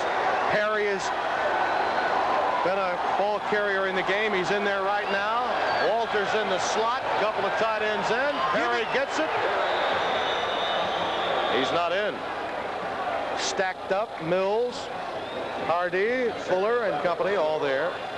Now it's third down, Tim. You have a choice of either doing a rollout with giving Reggie Collier the option to run or pass, or you give it to the big guy right there, the big guy that's looks like an offensive guard, Leon Perry. I'd give it to him again, but either way you couldn't go wrong, because with Reggie Collier's speed, with him giving the option to either run or pass, he can make the touchdown. But I'd give it to the big guy. Go ahead and give it to Leon Perry. 3 tight ends are in the game. Perry, and he's stopped behind the line of scrimmage this time. Now, Tim, what do? Do you go for it, or do you go for the tie and field goal? They're going for it. So now I would like to see Reggie Collier roll out, because he's got more speed than any quarterback I've seen play, and at least it gives himself the option to do either a run or a nice pass to maybe the tight end coming across the middle. He runs a 4.440. Right now he only needs to go about a yard. 4th down. Crump and stopped. Nice play by Reggie, but Sam Mills was right there. That's why he's all USFL right there, because he's everywhere. Now, last week in a similar situation, towards the end of the first half, they gave this guy the option to run or pass, rolling to the right side. That time he really had no option. Do you question that call at all? Well, I don't see what you could have done because the middle of the line was definitely stacked up. They could not have run in the middle. They had to go outside. Maybe they could have run a sweep with the running back or something, but I don't know. You can always question the call when it's not positive. And in that situation, it would have been nice to have had Curtis Bledsoe. He's got an ankle sprain, we understand. Will not return to the game, though Richard Crump, give him his due. He helped get the Renegades. Bryant, jitterbugs his way free. He may be set free for a long way here. Finally thrown out of bounds at the 30-yard line by Jeff George. Also, you look at Sam Mitchell. Keep the lower portion. 1st and 10 at the 30. Dunnick, the tight end, with a first down to the 40-yard line of Baltimore. Lupe Sanchez made the stop in season number 3 out of UCLA. Sanchez was a cornerback. They converted him to strong safety, and some people have questioned that maneuver, though he is a hitter, and you like to have hitters playing strong safety. Well, cornerback is really a tough position because you've got to have great speed to go against the receivers that have good speed. But I think Sanchez does a good job at safety. 1st and 10 with the ball just shy of the 40. Alan Harvin's in the game at one of the running back spots. Riley gets it. A healthy gain of 5 to the 45. Ron Freeman made the stop. Now here's where a team like Orlando, and obviously they've made some mistakes to give Baltimore the lead that they have, but now we're coming down to the last 20 minutes or so of the contest. Baltimore's the bigger club, perhaps has more depth, and your defense may be on the field perhaps longer than you'd like.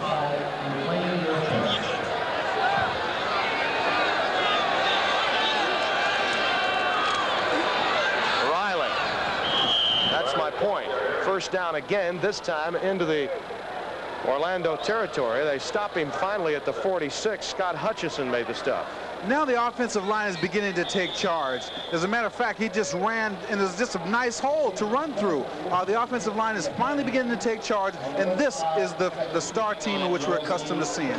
Right now, the momentum has definitely shifted in the Stars' direction. They're doing this without Kelvin Bryant in the backfield. Harvin is in for him. Riley also in the game. Remember, Willie Collier left the game also with a ruptured clavicle, so they're operating injured here, and that time storming through defensively for the Orlando defense was Herb Randolph. Harold Randolph and James Scott were both in there. I like Harold Randolph, as a matter of fact, and if you've seen it, didn't even see him. This is the blind side of a quarterback. He cannot see what's coming behind him, and this is also dangerous for him. This could have been a big play for Orlando if they had recovered the ball.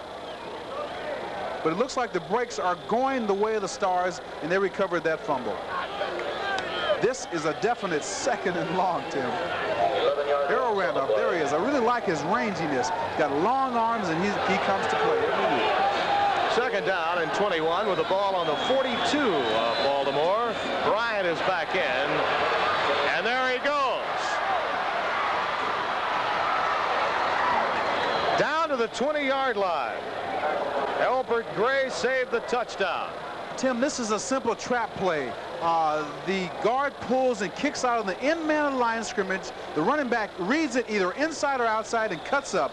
At that time, he cut up on the play and really made a great gain and almost went all the way. And that's the type of running back he is. He couldn't go all the way on one play. Now we're seeing the real Kelvin Bryant, Tim. Well, they gave him a blow a couple of times in this drive, and he made good use of it.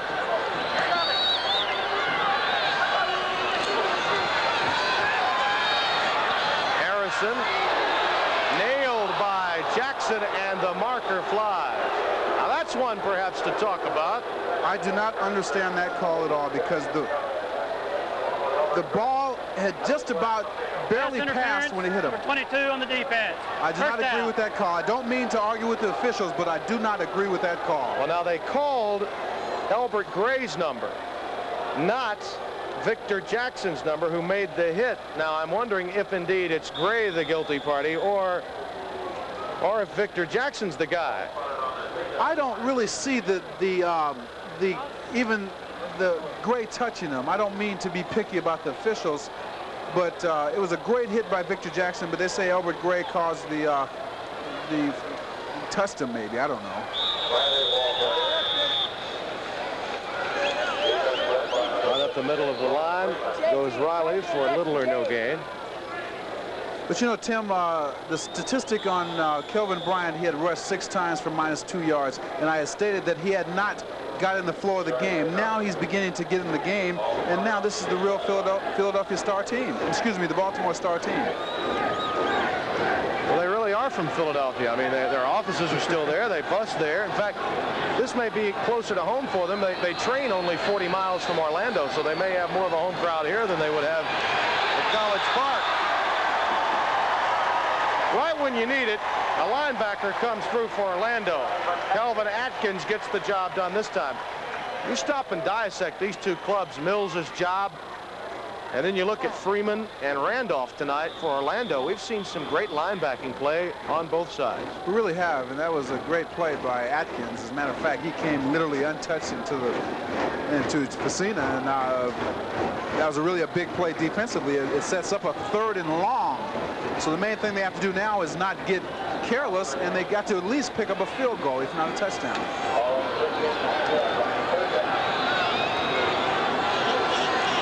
Third down. Ball is at the 17. They need to get to the 11. It's overthrown. You cannot fault the quarterback on that because the receiver was well covered, and he literally just threw it away because he knew he had 3 points. And that's the act of a smart quarterback right there. Victor Jackson and Albert Gray were in the proper position for Orlando that time. Baltimore's way as Mills, because it's he that's the guy that had to weather the storm of a penalty, go back even 5 yards farther at the end of the half. Corso iced him with the timeout, and he still came through to make it a 21-10 game. 34 yards away, he connects. So David Trott comes through again. We have a timeout. The Baltimore Star.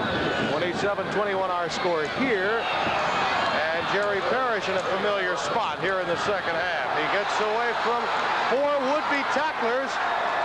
And excites the crowd before being stopped at the 24 by Mark McCants.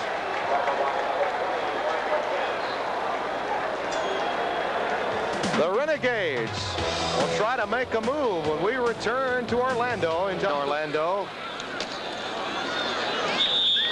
Richard Crump carries, gets a yard or 2 perhaps. Mills again on the stop for Baltimore. While we were away, a 5-yard pass completed. Collier to tight end Bob Nizzoli.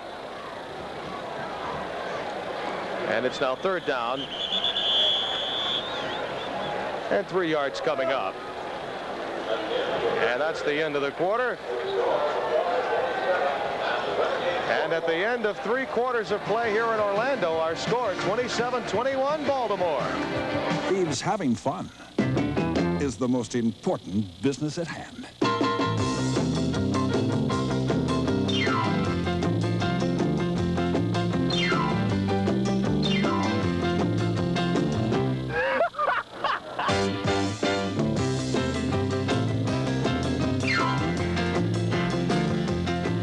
USFL, where football is still a game. Welcome back to Orlando Stadium here in Orlando, Florida. Tim Brando and Billy Taylor with you, the former Giants and Raiders and Federals running back.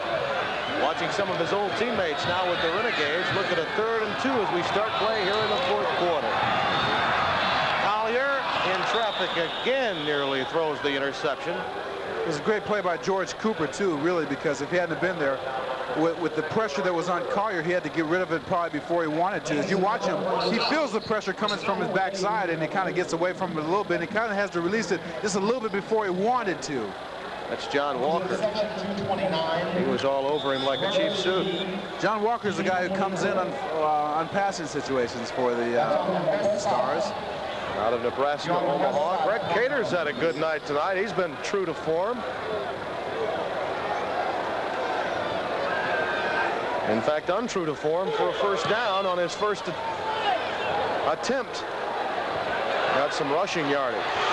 Garcia Lane is stopped at the 38-yard line by Bruce Byram. Chuck Fusina looking to come in to pad his lead and pad his statistics, which have been pretty good here in this game, especially from passing standpoint. Fusina with 174 yards, but then rushing yardage the key, especially in the third quarter.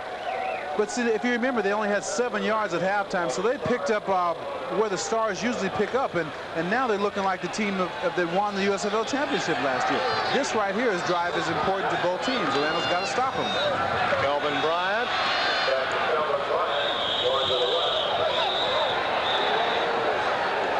Again, some activity at the end of the play. Scott Hutchison made the stop. Hutchison out of Florida. Had a brief career in the National Football League. One of the fine pass rushers on this defensive front for Lee Corso's club. A second-round pick coming out of Gator country, and there are those that still believe he's not yet tapped the full source of his talent.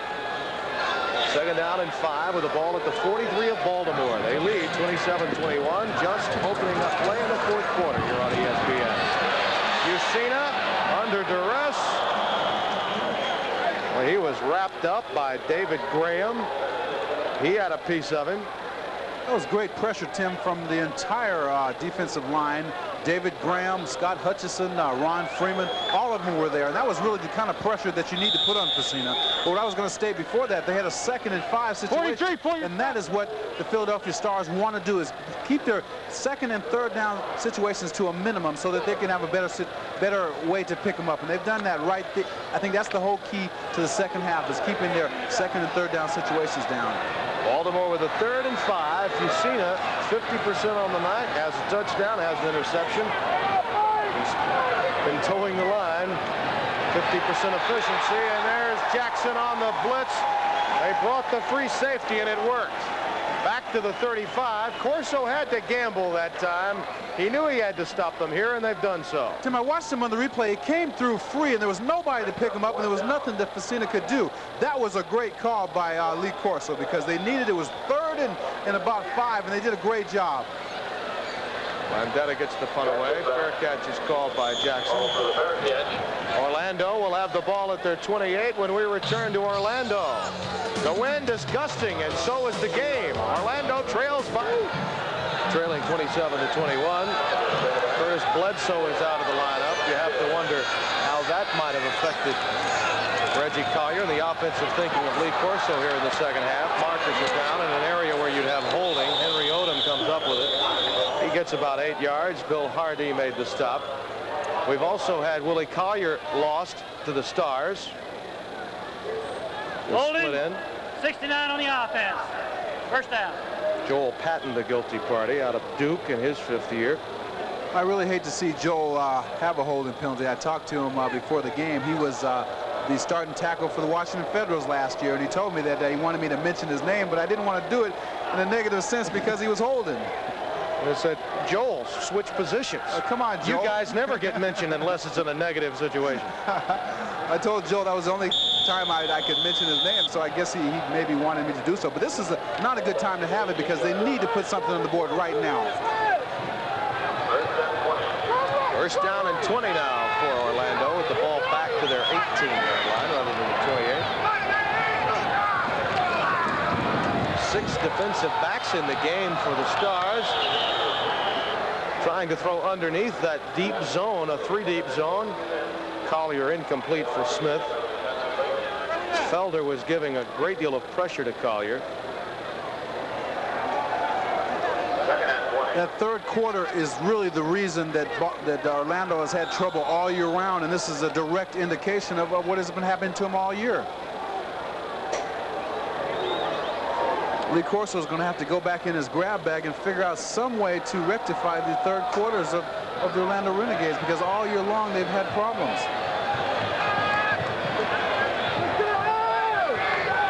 Well, the doghouse defense has come of age here in the second half of the Stars. Second down and 20. Collier looking for Walters, threw a bit behind him, but again Collier given great pressure from Buddy Moore, the nose tackle. You know, the defense is definitely at an advantage in that situation, because it was 3rd and 20, and all they have to do is tee off on the offensive lineman, and it puts them at an advantage. And the offense really has got to get in a better situation. 12 minutes and 47 seconds are left in the game. Orlando had a 21-10 lead at halftime. It's now 27-21 for Baltimore. 3rd and 20. Incomplete. Parrish, the intended receiver. Lush, along with R.L. Harris. The Stars really had 6 guys back there. It's awfully difficult to throw against that kind of defense if you're the quarterback. It's literally impossible. The only person I used to see do it was Roger Staubach. He used to do it in that 2-minute situation with the Cowboys. But also the defense of the Stars is really coming of age. As a matter of fact, this second half may propel the Stars to go on and get in the playoffs. They're looking very good, Tim. Remember now, they have to be concerned with what Jacksonville does, because right now, the 8 teams get in the playoffs. They have the 9th best record in the league. Jacksonville plays on Monday night here on ESPN. Garcia Lane, a dangerous maneuver, makes good use of it, bringing the punt out to the 47-yard line. Things are looking up for Jim Moore and the staff of the Stars. Eastern time, 5 p.m. on the West Coast, here on ESPN. Just over 12 minutes left in this one from Orlando. Bryant is stopped for little or no gain. The first down play will net a couple, if that. Ron Freeman made the stop for the Renegades. Down the ball. What's the ball, man? Tim, I thought that it's easy to second guess up here, but I thought that Kelvin Bryant should have stayed with his blockers, which were leading him outside. Looked like he had a little bit of room out there. So now it comes up with a 2nd and long, which is a situation they don't want to be in. It literally is a passing situation. 2nd down and 10. They gave him nothing on the spot of him with the ball. Fusina to Riley, a yard shy of the first down. Freeman made the stop. So a lot of things that people don't realize is if you have a 2nd and long, you don't have to pick it all up on one play. Like right there, they picked up 8 or 9 of it, and now they bring the 3rd down situation to 3rd and 1. And that's easier to pick up than a 3rd and 8 or 9. Kari Leorinko checking into the game, bringing the play from the Jim Moore sideline. A couple of tight ends are in the game as well, including Jeff Roddenberger, a converted fullback, and that's Roddenberger in the slot right. Bryant gets it. He has the first down. Spun to the turf at the 38-yard line. Mike Guess made the stop for Orlando. If you watch Bryant in the isolation, he literally just follows his offensive line. David Riley, the fullback, makes a good block, and all he does is follow it and gets his weight going forward. And once the running back gets his shoulders going forward with momentum, he really should not be stopped. But that right there was a tribute to the fullback, David Riley, and the great offensive line. In this half, Kelvin Bryant has been the Kelvin Bryant of old, and he gets it again right on cue, inside the 35 to the 32. Now, Tim, we are now seeing the Kelvin Bryant that we're accustomed to seeing. He followed his blockers outside, picked up a positive 6 or 7 yards, and I tell you, man, he is a great running back. You watch him again on the play, followed his blocking great. It was an inside trap. He can either go inside or outside, following his blocker, Kaminsky, and does a great job. Look at it, just follows it and picks up his feet, picks up a positive 6 or 7 yards. That is the Stars' way of doing things right there. Victor Harrison coming split wide at the bottom of your screen. That's Fitzke at the top. 2nd down and short.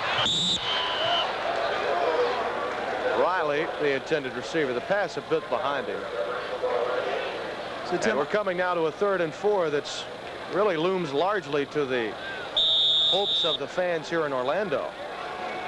Anytime that a running back or the offensive system can pick up 4 or more yards on first down, it puts the defense at a disadvantage because the offense can either pass or run. And now at 3rd and 4, they don't really know what they can do because the trap play has been good and going inside or outside. Orlando seems confused defensively. Joe Ehrman came in the game, the tackle replacing James Scott. Ron Freeman, who calls the signals, was a bit confused, and he knows that this is a very big play forthcoming, and he wanted to take a timeout and chew the fat about this for the moment. But Tim, if Orlando is going to Seconds left in our game from Orlando. Tim Brando and Billy Taylor with you. The Stars have come through here in the second half, taking advantage of some mistakes made by Orlando. Kelvin Bryant has gotten on track. And right now it's 3rd and 4. Joe Ehrman goes over the line of scrimmage. Now he claims he's pulled, and we'll see. I definitely saw Joe Conwell move. Offensive linemen are not supposed to move at all, so I definitely saw that. Conwell, the left tackle, would have been Disconcerting on the defense, 74. That is not a good call. I don't mean to contradict the officials, but you watch him move. Watch 71. Look at that. He's not supposed to move. Well, that's pretty obvious. I would throw the red flag if I could. But I guess that's a judgment call. Well, Lee Corso would love to throw it. That was not a good call, and this is what you call having the brakes go against you. Orlando had the brakes in the first half. The Stars definitely are having the brakes in the second half. Remember now, change of possessions, touchdowns, those are the areas where you can throw the red flag, not there. Ryan is stopped by Freeman. In his 3rd year out of Pittsburgh State, Ron Freeman has been the mainstay of the Renegades defense. That was a great play because he literally just came through untouched. You watched him. He read the play perfectly, came out of nowhere, and just really cut him, made him have to cut back, and just met him at the line of scrimmage and stopped him for no gain. That is a great play by a linebacker. 2nd down and 12. The ball just inside the Orlando 30-yard line. 1 first down, and we're in Trout country. Riley. He gets 7 yards. Jackson and Kelvin Atkins there to make the stop. You know, Tim, you wonder why the second half is going so fast, and the answer is simple. The Stars are into their running game, and that's the reason the clock is moving so fast. We're almost halfway through the 4th quarter here. 8 minutes and 30 seconds left in the game. And this again is where we mentioned earlier that the Stars, once they get things going their way, they can really eat up that clock and keep the opposing defense on the field for a long period of time. 6-man line as Orlando shows blitz. Here it comes. Fusina. He was just getting rid of that one for his good health. Victor Jackson was back deep. There were 2 or 3 receivers that were in the end zone, but none of them were close to the ball. We've got markers down. Face mask, 74 on the defense. Tough night for the granddaddy, Joe Ehrman of Syracuse fame in his 14th season. Jim Moore just loves it, and Ehrman, who has a rocking chair in front of his locker, will be giving it fits tonight. In fact, he may pound it against his locker after the events of the last couple of series. James Scott is coming to the game for him. Tim, I'd like to take this time to number 77 for the Orlando Renegades, James Scott. His grandfather passed away this morning, and we'd like to express our sympathy here at ESPN to the family of James Scott, and we wish their family condolences and sympathy from our family here at ESPN. James Scott is now in the ball game, replacing Ehrman on 1st and 10 with the ball at the 17.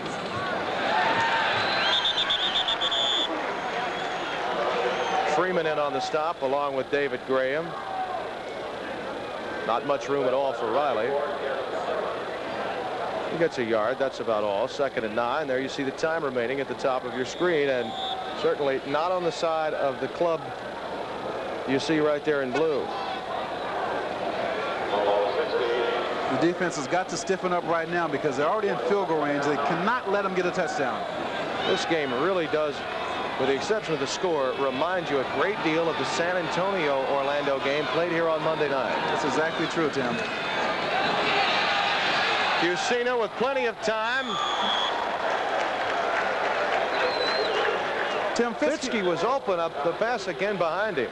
If you watch the isolation, he had his man beat by at least 2 steps. As you watch him, he ran a nice pattern, came in motion, ran it upfield, turned it in. He had Jeff George beat, but the ball was behind him.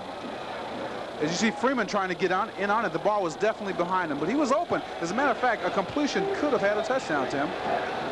The media has been very unforgiving in Stars country to Chuck Fusina, and he has had not perhaps his greatest of nights tonight, but there are those that would tell you that Chuck Fusina of a year ago or 2 years ago would not have missed a receiver that open in that situation. Third down, touchdown. And there's Herbert Harris out of Lamar, and that could be it right there. Tim, that goes to Fusina. He read the blitz perfectly, and the pressure was on him, but he threw off the wrong foot and still completed the pass. That is really a competitive, good quarterback. That was why he was the player of the year in the USFL last year.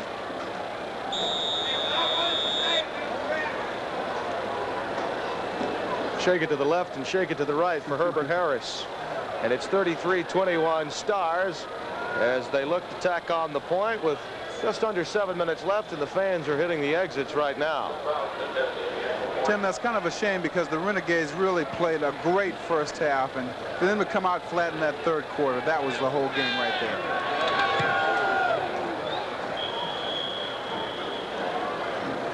Chuck Fusina may have been erratic at times, but he's been on target when it counts. His team leads by 30. The Bandits host the Memphis Showboats live Saturday.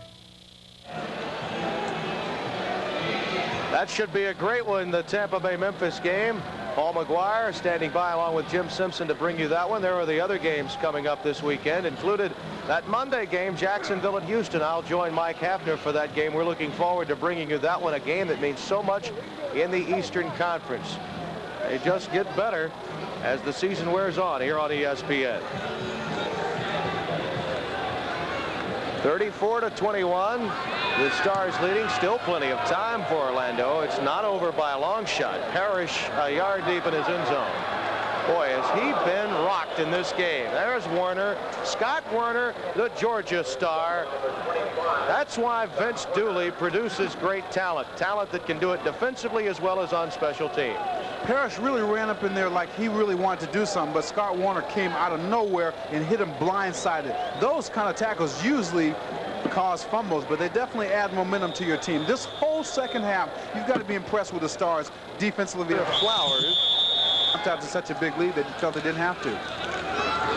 Single setback is Odom. The pass in. 4 wide receivers in the game. 6 defensive backs, and Collier is just having all kinds of difficulty finding anyone open. Odom's got it up to the 21.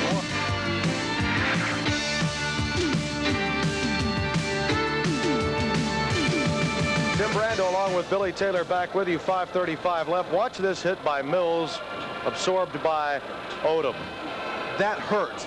As a running back, I felt it all the way up here. But Sam Mills is a great linebacker. I know Odom's got it. He's going to be sore for the next. 4th and 2. We know what they're going to do now, don't we? First down. And there's Eccles, the tight end that spent some time in the New Orleans Saints training camp before becoming a Michigan Panther. Jonathan Sutton made the hit for the start. Down in 3, clock running with 4:48 left. Flowers has it.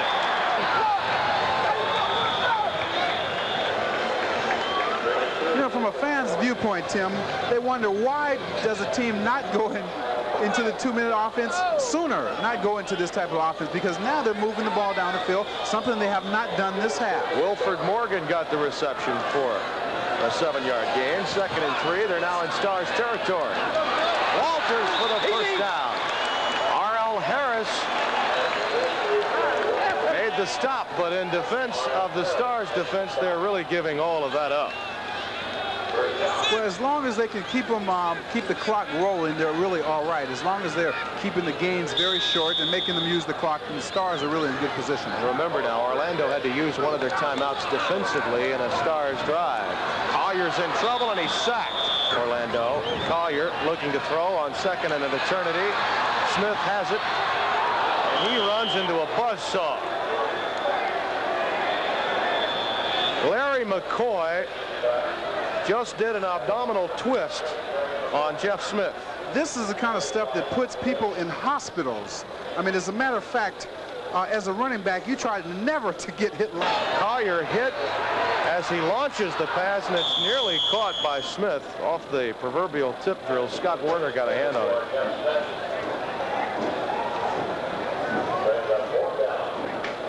Not an enviable position for Reggie Collier. Now it's 4th and 34. What do you do now, Tim? Well, you just heave it again, I would assume. He's had to throw the ball 43 times tonight, and numbers-wise, he's had a good evening. But as we mentioned, that one interception, such a key. And then I guess the other turning point would be the 4th down call when Orlando had a chance to take the lead, chose not to go for 3 to tie the game at 24, and that cost them. 4th down. 3 receivers all to the lower portion of your screen as Collier eludes tackler after tackler, and he's on the move, and he's destined to run out of terrain and does. Flags go down. Now, he was pushed out of bounds right as he got to the sidelines. Unnecessary roughness, number 25 on the defense. First down. Now, that call could be debatable. Scott Werner is giving his second negative to the first affirmative of the line judge here. If you watch him, I thought that it was a nice push out by Scott Werner. He was not out of bounds. Look at that. He was not out of bounds. About 15,000 or so will stay in their seats off that call. Collier to Perry. Sam Mills was moving in, and Perry ducked at the 22. He was smart now. That Orlando could come back and win this game. Walters, the intended receiver. You could see R.L. Harris giving him a lot of 22 in Baltimore. Wilford Morgan inside the 15 to the 14. First down, Orlando. Collier in trouble again. They don't, and the crowd is a bit upset over that. We have a timeout, the 2-minute warning being given. Orlando knocking on Baltimore's door to win the game. Crump alone setback. Blitz is on. Collier got it away, but Smith dropped it as he was going out of bounds. Mike Johnson over there defending for Baltimore. You watch the pressure that's on Collier. He has no time to set up, and he really does a good job of getting it off. Takes a good hit, though. Mike Johnson made that hit. Mike Johnson put a good... Absorbed by the Stars. Collier was rattled again as he'd be walking around as if he's all right. And there's a fumble off the hit, and it's recovered by William Fuller. The hit was made by Mike Johnson, it appeared, the linebacker. That forced the fumble, and then it was picked up by Fuller. As you watch the replay, they literally just came through, and you cannot let anybody come up the middle. See, when he comes from the blind side on the quarterback, he cannot see, and that's a dangerous position to be in. If Joel Patton had not have made that tackle, he could have gone all the way. Really didn't seem to matter in Jacksonville and Houston. And also watch closely tomorrow's Tampa and Memphis game coming up here on ESPN. The Tampa Bay Bandits. Tim, I'd like to ask you a question. As a coach, what can you get positive out of this game? Lee Corso, what can he get positive out of this game for his Orlando Renegades? I'd look at the statistics that Collier came up with, look at my running backs and say, hey, you had something good happen in this game. If we don't make the mistakes that we made at the early portion of the second half, we win the ball game, just as we did against San Antonio. That's Worthy. Gary Worthy in the game out of Wilmington in his second year. There are the games remaining for Baltimore. And as you see there, they have a few tough games. And Jacksonville and Orlando, yeah, they've got some easy ones as well. So a so-so schedule remaining. Now, Jacksonville has to go to Houston. You'll see that game here on ESPN Monday night. But then they have to go to Baltimore, to New Jersey, to Memphis. And all of those teams are fighting for the last playoff spot. Jacksonville and Orlando, the two there. And certainly Memphis has got to be concerned about what those two teams are doing with their 7-5 record. But Tim, literally both teams can decide their own destiny because they do have a schedule that if they do win them all, they can make it to the playoffs. This game could propel the Stars to get into the playoffs, though, Tim, because they played a great second half, maybe their best second half in a long time. Right. David Riley made the carry there. Orlando called the timeout with a last-ditched effort. Hopefully come up with a turnover and a miracle touchdown to close out the game. Lee Corso, the eternal optimist. The playoff picture remaining now. Eastern and Western Conference champions, then the conference runners-up, then the next 4 teams with the best records. And that's the situation that right now Baltimore finds itself on the outside looking in behind these guys. Tampa Bay at the top of the heap, and then Jacksonville and Memphis. And you look at Jacksonville of late, though they lost in their last outing, they've been playing well. Memphis may be the hottest team in this league right now going into that game against Tampa Bay tomorrow. I think each and every week Memphis is playing better and better football. They're solidifying different positions on their team, and I think they are the team to beat right now. Well, they decided to punt it. Landetta got it away.